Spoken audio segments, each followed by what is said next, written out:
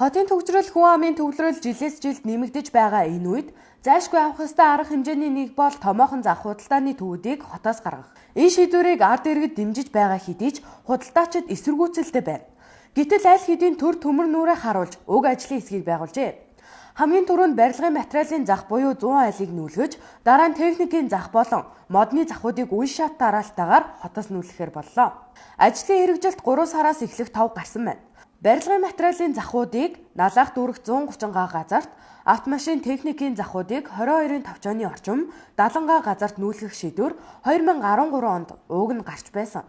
Гэвч одоо бодит байдал дээр зарим техникийн захыг авто худалдааны зохицуулбар руу нүүлгэснээс барилгын материалын захуудыг хотоос гаргасан ажил хийгдээгүй.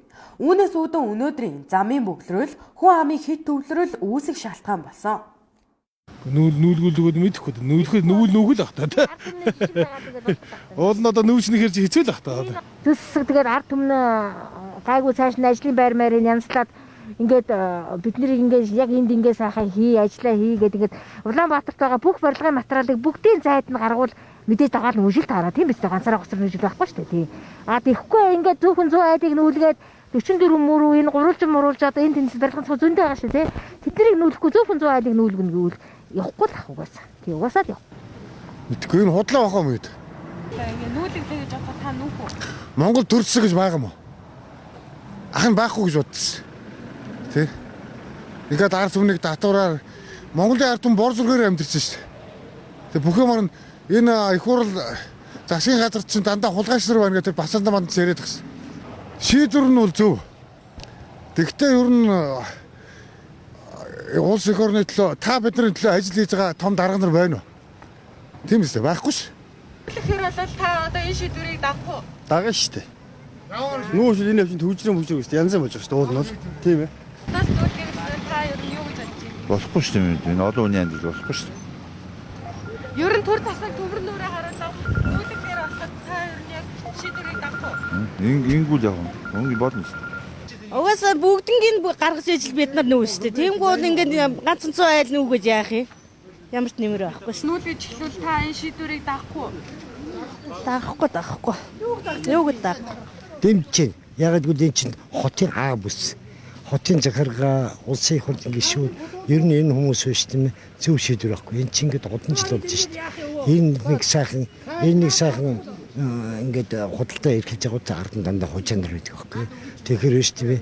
Би бол яг ерөнхийдөө 20 жил амьдэрсэн манай гэрийн ойрхон байдгийг.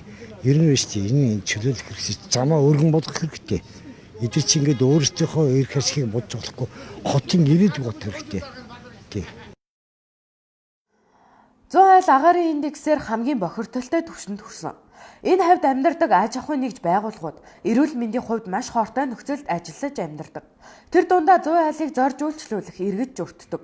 Иргэний бүртгэл дээр очирсан хүмүүс гээд хөл толгой нь олдохгүй газар мөнөөс мөн. Иргэдэгч хохироож байгаа хүн амын төвлөрөл нь бизнес хаана явна тэнд хөгждөг. Гэтэл хүн амын хэд төвлөрлөөс үүдэн хот нь иргэдээ даахаа болоод удаж байна.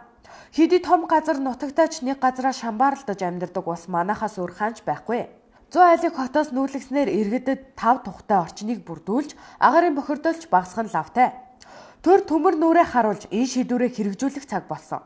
Өглөөч тэр өдөрч тэр ялгаагүй үргэлжийн мөнхийн төвжрэлтэй байдаг газар бол 100 айл. Өнөөдөр л гэхэд агаарын чанарын индексээр гарсан дүнгээр 100 айл 899 буюу маш их бохирдлоо гарсан байна.